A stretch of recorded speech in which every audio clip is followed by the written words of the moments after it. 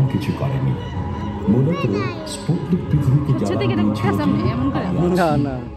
রাতের আকাশে অনেকেই হয়তো স্পুটনিক দেখার কথা মনে আছে, যদিও তারা অনেক বড় রকেট আকৃতির একটি বস্তু দেখেছেন যার পেছনে ছিল একটি লেজ। পৃথিবীতে স্পুটনিকের আওয়াজ যেন ঘুম থেকে জাগিয়ে তুলেছিল, কারণ সোভিয়েত ইউনিয়ন প্রযুক্তিগত দিক থেকে ছিল এক ধাপ এগিয়ে। জাতীয় গৌরবের এই ব্যর্থতায় আমেরিকাকে অতি দ্রুত মহাকাশে নিজেদের আধিপত্য বিস্তারে আগ্রহী করে তোলে। নাসার মতো একটি সরকারি প্রতিষ্ঠান, শুরু হয় মহাকাশে দৌড় প্রতিযোগিতা।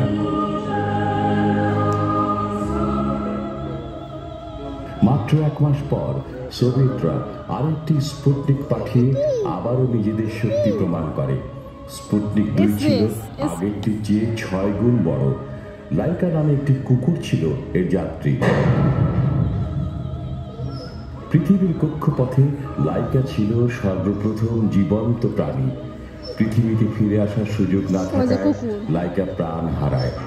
মহাশূন্যে লাইকা মাত্র কয়েক ঘন্টা জীবিত ছিল, পরে শারীরিক বৈকল্যে মারা যায়।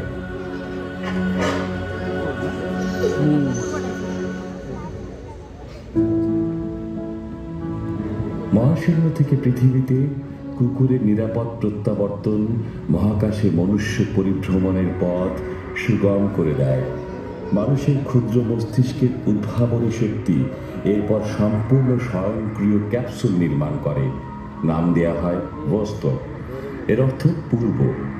গোটা বিশ্বকে অবাক করে দিয়ে 1961 সালের 12 এপ্রিল ভোস্তক 1 মহাশূন্যে একজন মানুষকে নিয়ে পৌঁছে যায়।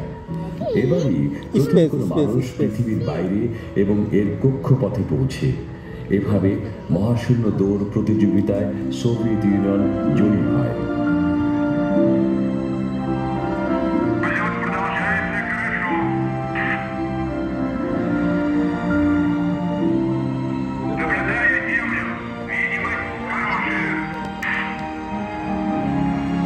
এটা কিন্তু আমার পৃথিবী।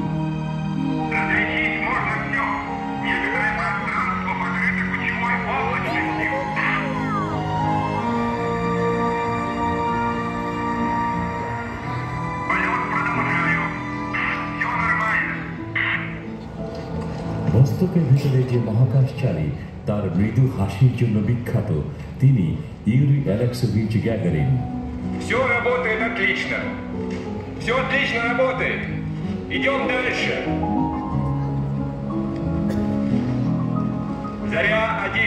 Заря-1. Вас слышу очень слабо. Самочувствие хорошее. Настроение бодрое. Продолжаю полет. Все идет хорошо. Машина работает нормально. Корабль функционирует нормально. Вижу Землю через иллюминатор взора.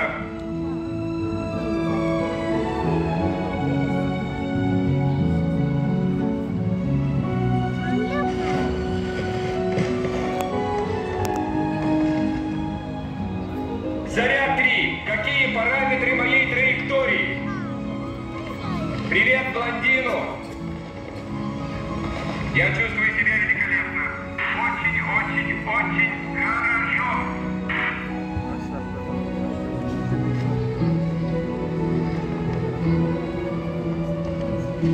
Продолжаю полет. Я над Америкой. Передал телеграфный сигнал. Слышу вас хорошо. Полет идет по плану. বুলেটের চেয়েও দ্রুতগতি সম্পন্ন ফ্লাইটে বসে মায়ের কথা মনে পড়ে ইউরির। সন্তানকে সোভিয়েত মহাকাশ কর্মসূচির একজন অংশীদার জানতে পেরে মা কি বলেছিলেন।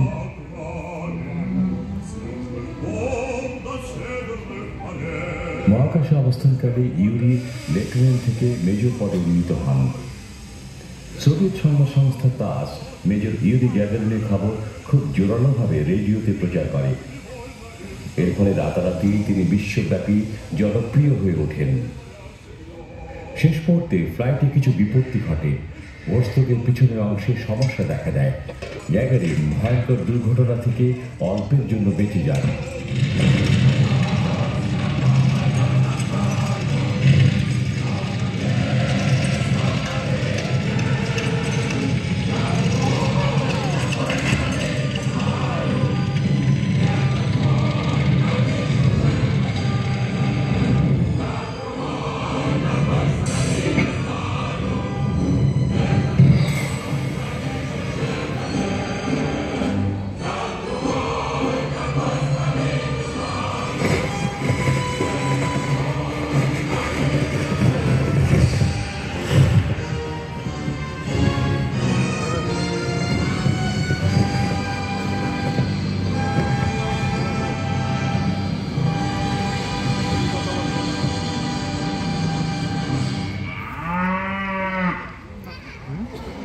প্যারাসুটের সাহায্যে তিনি বেরিয়ে আসেন।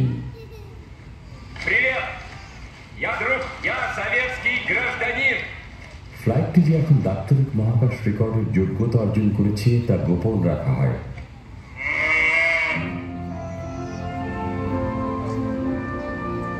গ্যাগারিনের সাফল্যের পর ভোস্তকের সাথে আরো অনেক মহাকাশ উড্ডয়ন রেকর্ড যুক্ত হয়। সামান্য পরিবর্তন করে আসে ওয়াশট ক্যাপসুল। 1965 সালে 18 মার্চ সোভিয়েত ইউনিয়ন নতুন একটি মহাকাশযান পাঠায়।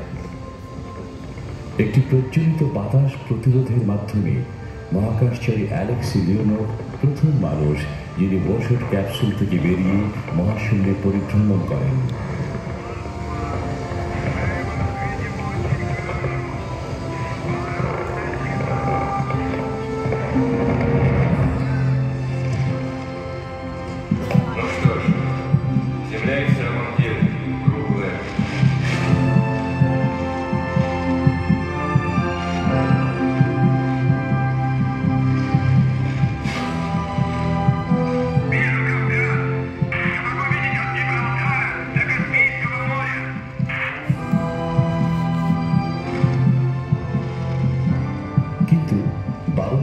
দেখি সবকিছু মারাত্মক হল।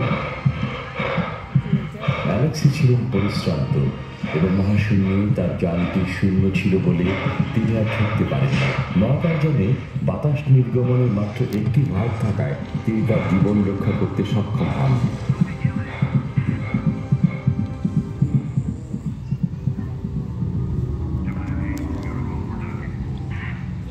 1957 থেকে 1965 সাল পর্যন্ত মহাকাশে সাফল্য অর্জনে সোভিয়েতরা তাদের প্রতিদ্বন্দ্বী মার্কিনীদের চেয়ে প্রায় সবসময়ই এগিয়ে ছিল। সম্পূর্ণ নতুন জেমিনি কর্মসূচির জন্য মাত্র কয়েক মাস। অবস্থার পরিবর্তন আসতে শুরু করে। 1961 সালের শুরুতে মার্কিন প্রেসিডেন্ট জন এফ কেনেডি দশকের শেষ দিকে চাঁদে মানুষ অবতরণের জোরালো চ্যালেঞ্জ ঘোষণা করেন। সাফল্যের সাথে চন্দ্র অভিযানের সকল নৈপুণ্য অর্জনে আস্থা যোগানোই ছিল জেমিনির উদ্দেশ্য।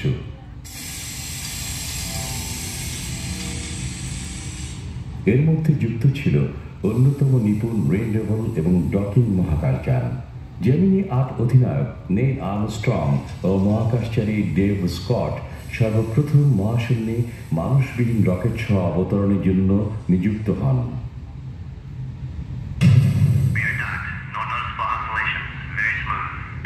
শেষ পর্যন্ত মার্কিনীরাই প্রথম মানুষবাহী মহাকাশযান পাঠিয়েছিল। মহাকাশে অবতরণের পরপরই চুল খাড়া হয়ে যাবার মতো ঐতিহাসিক ঘটনার উন্মোচন হয়। সম্মিলিত মহাকাশযান বেলুন আকার ধারণ করে। নেল আর্মস্ট্রং চাপ প্রয়োগ করে এটি সংশোধনের চেষ্টা করেন, কিন্তু সবকিছুই নিয়ন্ত্রণের বাইরে চলে যায়।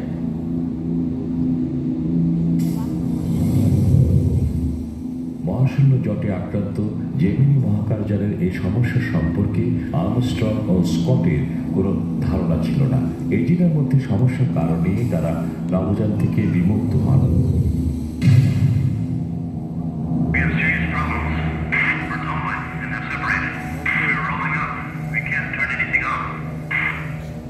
অধিকতর হালকা মহাকাশযানটি উৎক্ষেপণের ফলে উৎক্ষেপণ শক্তি দৃশ্যত দ্বিগুণ হয়। অচেতন হওয়ার পূর্ব মুহূর্তে আর্মস্ট্রং পুনঃপ্রবেশ প্রক্রিয়া সচল এবং কক্ষপথে পড়ানো বন্ধ করেন। নভোচারীরা নিয়ন্ত্রণ ফিরে পেলেও অভিযানটি ব্যর্থ হয়।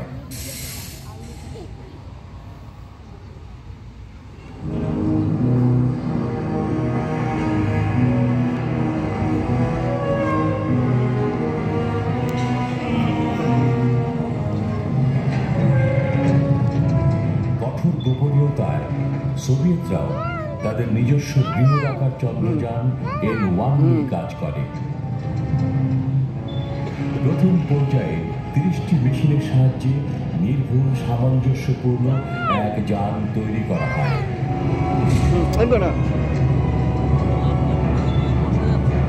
বারবার বাড়ি এসে পড়তেছে। চন্দ্রের চারদিকে উড্ডয়নকারী হিসেবে মহাকাশচারী অ্যালেক্সি লিওনভ ছিলেন প্রধান।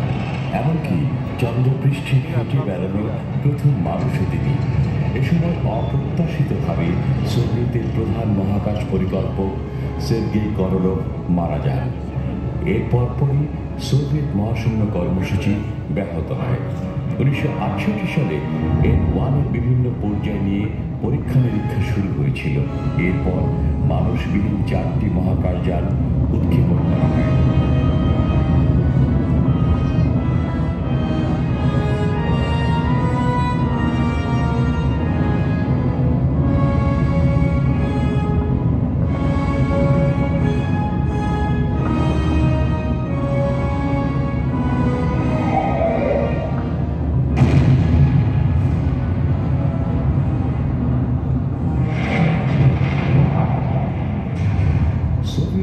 বিলুপ্ত হওয়ার আগে বিশ্ব N1 চন্দ্র কর্মসূচি সম্পর্কে কিছু জানতে পারেনি। আমেরিকার চন্দ্রাভিযান কর্মসূচি ছিল বার্নার ভন ব্রাউনের শক্তিশালী স্যাটার্ন 5 রকেটের উপর নির্ভরশীল। 1968 সালে চন্দ্র প্রদক্ষিণে সোভিয়েতের জনপ্রিয়তায় ভীত হয়ে মার্কিনীরা দৃঢ় সিদ্ধান্ত গ্রহণ করে। মহাকাশে চন্দ্রাভিযানের কোনো সুনির্দিষ্ট পরীক্ষা ছাড়াই স্যাটার্ন ভি রকেট চন্দ্রকক্ষে মানুষ পরিবাহী অ্যাপোলো 8 ক্যাপসুলটি নিয়ে যায়।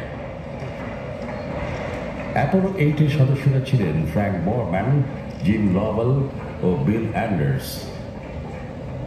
অতি দ্রুত পৃথিবী কক্ষ ছেড়ে মহাশূন্যের অন্য কোনো কক্ষপথে পৌঁছে যাওয়া তারাই প্রথম মানুষ।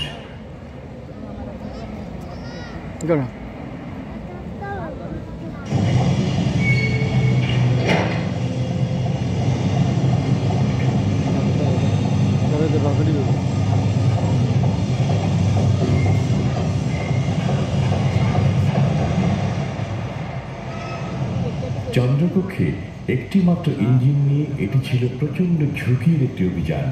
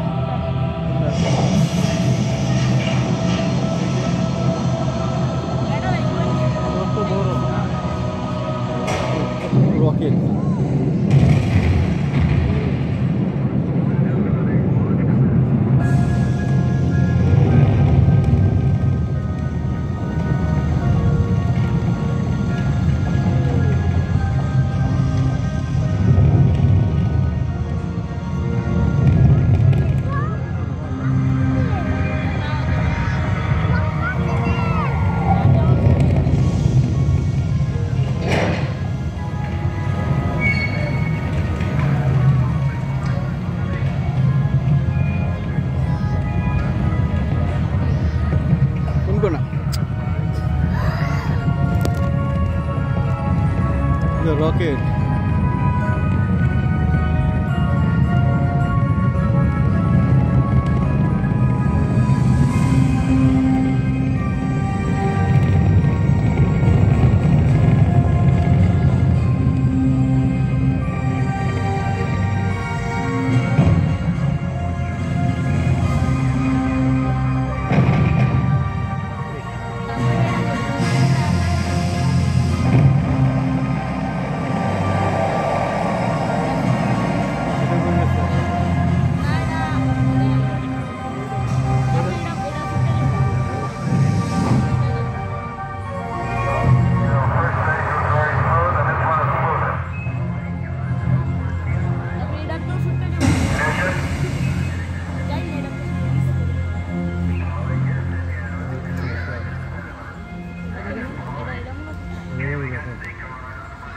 ট্রান্সলুনার ইনসারশনের সাথে শেষ ইঞ্জিনটি পুড়ে যাওয়ার সাথে সাথে অ্যাপোলো 8 চাঁদে অবতরণ করে। অ্যাপোলো 8 পাঠিয়ে মহাকাশ অভিযানে যুক্তরাষ্ট্র অনেক বেশি এগিয়ে গেছে।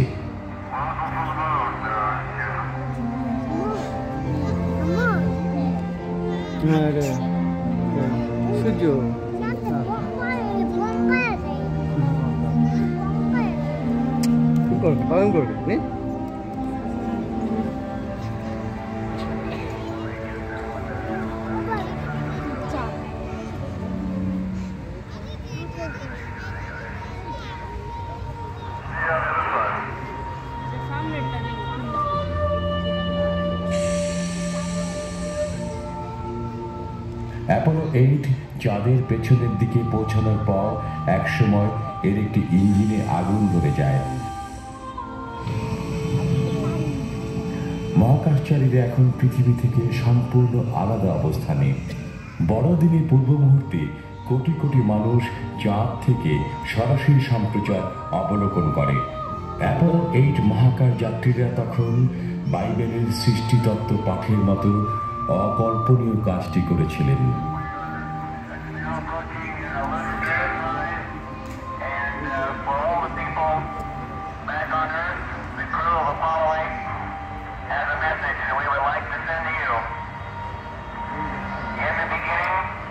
God created the heaven and the earth, and the earth was without form and void, and darkness was upon the face of the deep, and the Spirit of God moved upon the face of the waters.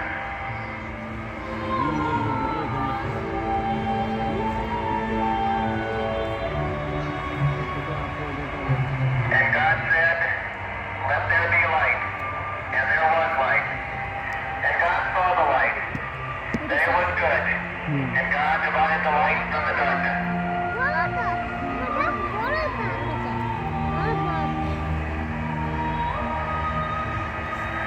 And God called the dry land earth, and the gathering together of the waters called he seas. And God saw that it was good.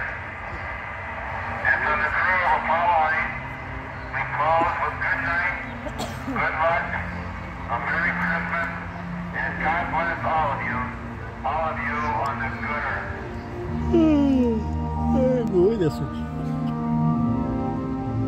মহাকাশযানে অভিযান নিয়ন্ত্রণ কক্ষ হিউস্টনে ফিরে nail Armstrong এই কথা বলেছিলেন যে চাঁদে অবতরণকারী প্রথম মানুষ হিসেবে তিনি এই মিশনের নেতৃত্ব দেবেন। 7 মাস পর অ্যাপোলো 11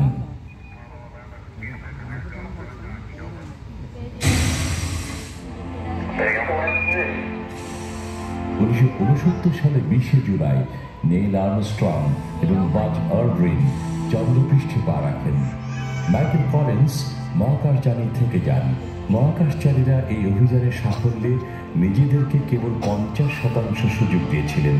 চন্দ্রাভিযানের সকল সাফল্যের ক্ষেত্রে এটি একটি অংশ মাত্র।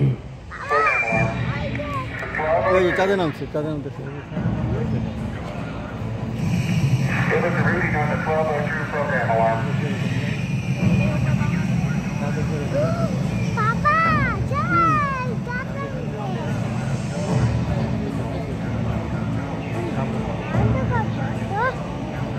তো সাথে বাড়ি করে তখন গাড়ি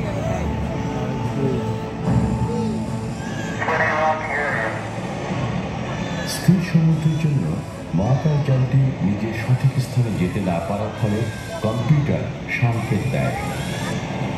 ঘরবাড়ির মতো বিশাল শিলাখণ্ডের উপর দিয়ে উড়ে যেতে যেতে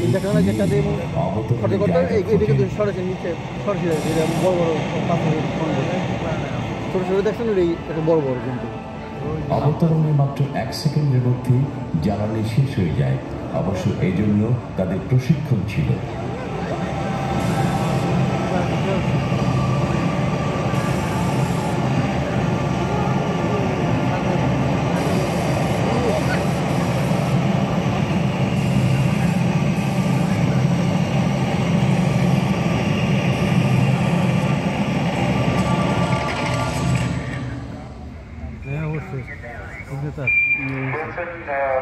Tranquility Base here. The Eagle has landed. চলো স্যার কেমন আছে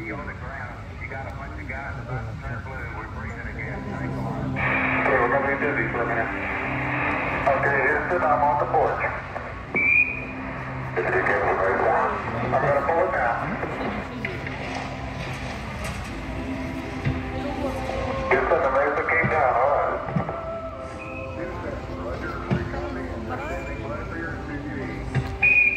নীল আর্মস্ট্রং নামতেছে নীল আর্মস্ট্রং করছে না নামতেছে Have you had a good picture, huh?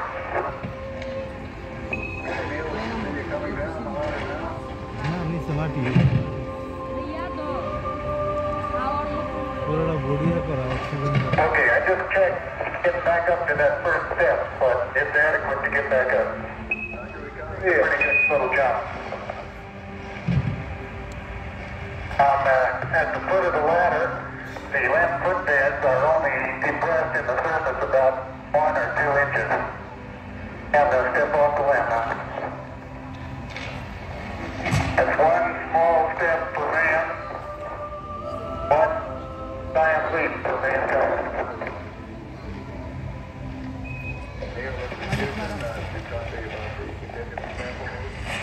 Okay, gonna get the contingency sample there. I'm trying to get a rock in here.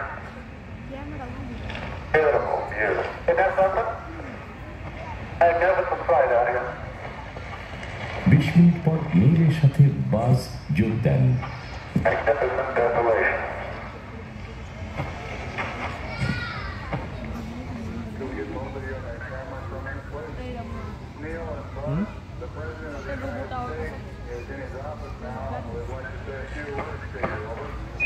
That would be an honor.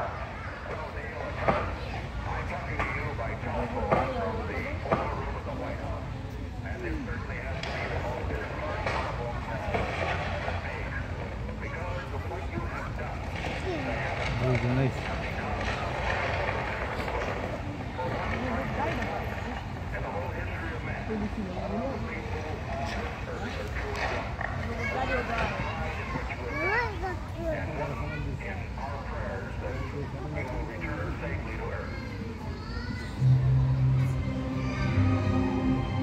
নেই ও বাদ যখন চন্দ্রে অবতরণ করেন তখন আশেপাশে একজন সোভিয়েত দর্শক ছিলেন। মার্কিনীদের উদ্যোগের আগে সোভিয়েত ইউনিয়নের সর্বশেষ প্রচেষ্টায় চন্দ্রপৃষ্ঠের নমুনা সংগ্রহে মানুষবিহীন মহাকাশযান লুনা 15 পাঠানো হয়। অ্যাপোলো 11 আগে সেই অভিযান যদি সফল হতো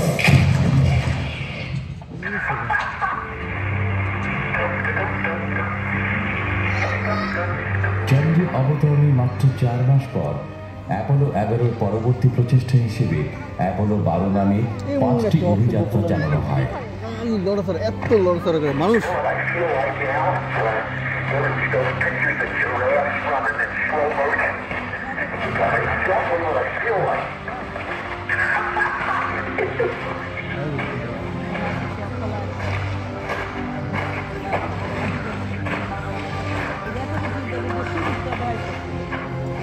মহাকাশচারীরা সেখানে বহু বছর আগেকার সার্ভেয়ার 3 নামে রোবট অবতরণ যান দেখতে পান।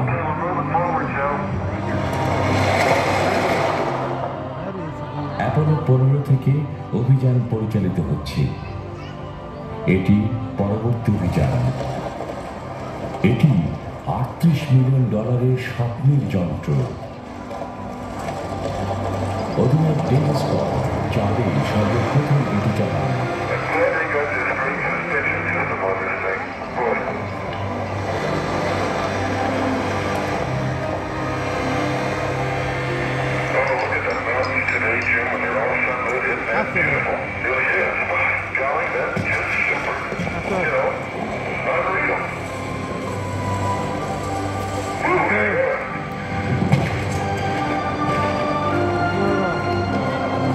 থিয়েটারের ভিতরে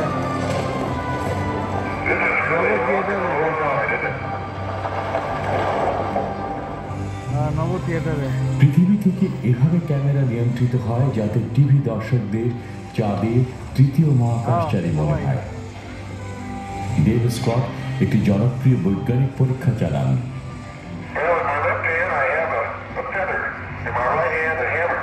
I guess one of the reasons we got here today was because of a gentleman named Galileo a long time ago who made a rather significant discovery about falling objects in gravity fields. And we thought that where would be a better place to confirm his findings than on the moon. And so we thought we'd try it here for you. And I'll drop the two of them here. এ ভাই একটা পড়ে গেলে হইব নাকি দূর পা রাখতে পারছি আসার জন্য How about that? Mr. Galileo was correct. ভাই পায়ের দেখে আমার পাইপে পড়ে গেছে একেবারে পড়ে গেছে পাল্লারি কি পারতেছি না আপনার জন্য চেয়ারের দোষ আমার তো দোষ তো ঠিক আছে আপনি কি করে ব্যালেন্স করে দেন আমরা পাইপ অ্যাপোলো 17 মানব ইতিহাসের সেটা না আমি তো কিছু বলছি আপনি একটু ব্যালেন্স করে দেন আমার একবার পাইপে পড়ে গেছে চাপা লেগে গেছে সবগুলোই তো এরকম এই স্পেস এইভাবে না দেখলে তো দেখা যাবে না না আপনি বলছি আপনি দেখেন কিন্তু একটু না বাইক একটু ব্যালেন্স করে দেখেন একবার পাইপে অনেকক্ষণ ধরে পাইপে আছে মানুষ পরিবাহী মহাকাশ কর্মসূচি দীর্ঘ ছিল না, এটি ছিল মানুষবিহীন রোবট অভিযানের দশক। কম খরচ না আমি আপনাকে বলছি আপনি একটু ব্যালেন্স করে দেন পাইপে অনেকক্ষণ ধরে আছে পাপে হয়ে গেছে মহাকাশযান পাঠানো সম্ভব আচ্ছা হয়েছে। আচ্ছা আচ্ছা সোভিয়েত ইউনিয়নের ভেনেরা 9 পরবর্তীতে 1975 সালে শুক্র গ্রহে অবতরণ করে। এদিকে মার্কিনীরা মঙ্গল গ্রহের দিকে তাদের মনোযোগ ফেরায়। 1976 সালে মঙ্গল গ্রহে মার্কিনীদের ভাইকিং 1 ও 2 নভোযান অবতরণ করে। ভাইকিং মঙ্গল গ্রহের পৃষ্ঠদেশে অভূতপূর্ব ছবি নিয়ে আসে। কিসের ভাই আমরা আছি না কে হ্যাঁ কি আমরা আছি না বই রোবোটিক বাহুর সাহায্যে মাটি খুঁড়ে নমুনা সংগ্রহ করে। মাটির নমুনা পরীক্ষা করে সেখানে জীবনের অস্তিত্ব অনুসন্ধান করা হয়। প্রাথমিকভাবে গবেষণাটি ইতিবাচক মনে করা হলেও পরবর্তী গবেষণায় বেশিরভাগ বিজ্ঞানী অজৈব রাসায়নিক বিক্রিয়ার ফলে সম্ভবত এটি ঘটেছে বলে মত প্রকাশ করেন। মঙ্গল গ্রহে জীবনের অস্তিত্ব সম্পর্কে এখনও মত পার্থক্য রয়েছে এবং নতুন অভিযান পরিচালনার জন্য তহবিল সংগ্রহের চেষ্টা চলছে।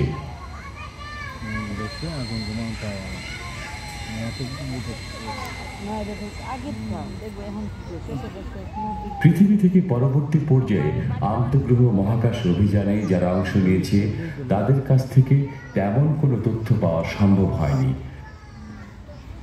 তারা কি এমন কিছু ব্যবহার করছে যাতে আমরা তাদের সাথে কোনো যোগাযোগ করতে না পারি? রেডিও অ্যান্টেনার প্রয়োজন দেখা দিয়েছে। পৃথিবীর ঘূর্ণনের ফলে প্রতিটি রেডিও দিনের একটি বিশেষ সময় পর্যন্ত মহাকাশযানের সাথে সংযুক্ত থাকতে পারে। সমস্যা সমাধানের জন্য গভীর মহাকাশ নেটওয়ার্ক প্রয়োজন। একে অপরের সাথে সংযুক্ত থাকার জন্য বিশ্বব্যাপী কৌশলগত অবস্থানে রেডিও অ্যান্টেনা স্থাপন করা হয়েছে।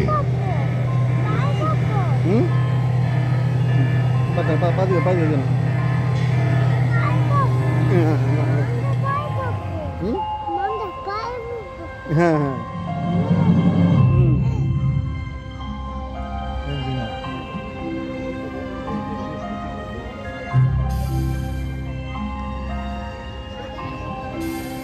বেশিরভাগ জনপ্রিয় মহাকাশযান হচ্ছে ভয়েজার। ভয়েজার 1 ও 2 আমাদেরকে নতুন উচ্চতায় পৌঁছে দিয়েছে এবং আমাদের সৌরজগতে গ্যাস নির্ভর গ্রহ ও তাদের কক্ষপথে চন্দ্রের সন্ধান দিয়েছে। এই ভয়েজারগুলোর আগে আমাদের সামনে মহাকাশে কোনো নতুন দিগন্ত উন্মোচিত হয়নি। ভয়েজার আমাদের সৌরজগৎ দেখিয়েছে, প্রথমবারের মতো বিশ্ব ব্রহ্মাণ্ডে আমাদের জায়গাও চিনিয়ে দিয়েছে। সোভিয়েত ইউনিয়ন সর্বপ্রথম চন্দ্রপৃষ্ঠে কেন্দ্র নির্মাণের উপর গুরুত্ব দিয়েছে।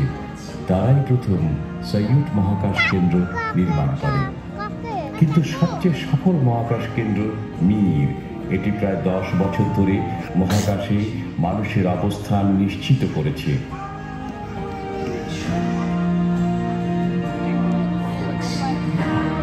অ্যাপোলোর পর নাসার মনুষ্যবাহী মহাকাশ কর্মসূচিতে ব্যবহৃত মহাশূন্যযানের উপর গুরুত্ব দেওয়া হয়। এ পর্যন্ত নির্মিত এটি সবচেয়ে জটিল মেশিন।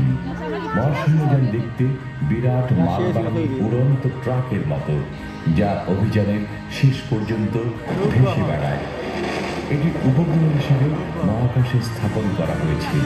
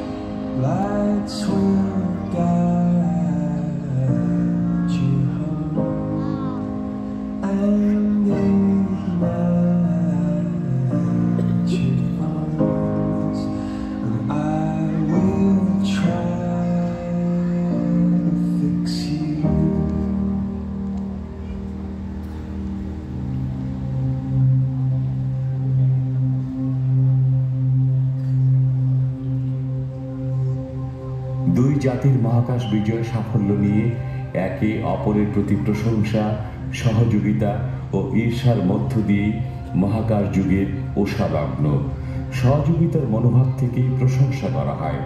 একবিংশ শতাব্দীর শুরুতেই আমরা মহাশূন্যে আন্তর্জাতিক মহাশূন্য কেন্দ্রে স্থায়ীভাবে মানুষের অবস্থান চিহ্নিত করেছি। আন্তর্জাতিক সহযোগিতার সর্ববৃহৎ এই প্রকল্পে কমপক্ষে 16টি দেশ যুক্ত রয়েছে। প্রতি 92 মিনিটে পৃথিবী প্রদক্ষিণকারী আন্তর্জাতিক মহাকাশ কেন্দ্র গবেষণার সুযোগ সৃষ্টি করে দিয়েছে। ভরশূন্য নামে পরিচিত ক্ষুদ্র অভিকর্ষের আওতায় গবেষণাই এর প্রধান কাজ। ওষুধ, বস্তুজগৎ ও বিজ্ঞানে নতুন কিছু উদ্ভাবনে এই গবেষণা কাজে লাগতে পারে। এতে পৃথিবীর সকলেই উপকৃত হতে পারে। কেন্দ্রটি মহাশূন্যে মানুষের দীর্ঘ সময়ের অবস্থানও নিশ্চিত করতে পারে। এই অভিজ্ঞতা আগামী প্রজন্মকে নতুন সৌরজগৎ উদ্ভাবনে প্রেরণা যোগাবে।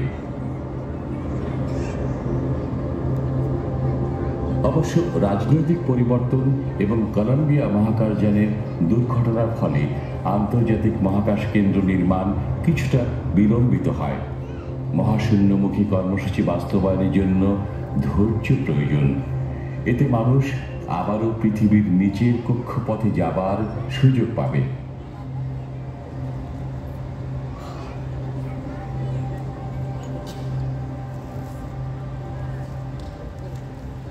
দিগন্ত রেখায় এখন নতুন তারকার দেখা মিলেছে।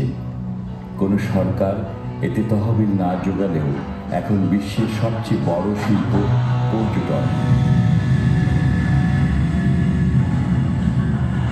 আনসারি এক্সপ্রাইজ নামে 2004 সালে একটি নভোযান তৈরি করা হয়েছে। মহাশূন্যে কম খরচে আমাদের জন্য পর্যটনের সুযোগ সৃষ্টি করাই এর উদ্দেশ্য। এখন সাধারণ মানুষও মহাকাশ পর্যটন হতে পারে।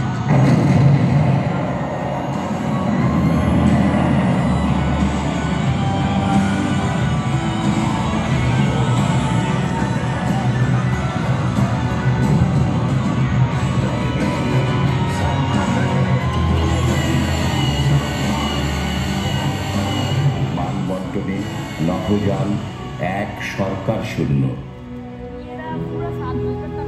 কোনো কোনো ক্ষেত্রে কম্পিউটারের পর্দায় গ্রহ নক্ষত্র দেখতে পাওয়াটাই যথেষ্ট নয়। আমাদের পূর্বসূরীরা কি ভাবতেন তা না ভেবে অন্য একাধিক গ্রহেও আমরা জীবনের সন্ধান পেতে পারি। এখনই শুরু করা যেতে পারে। এই নতুন পৃথিবীর সন্ধানে আমাদেরকে আরও আগ্রহী হতে হবে, নিতে হবে ঝুঁকি। স্বপ্নের পৃথিবীতে বসবাসের জন্য আমাদের সাহসী সিদ্ধান্ত নিয়ে এগিয়ে যেতে হবে।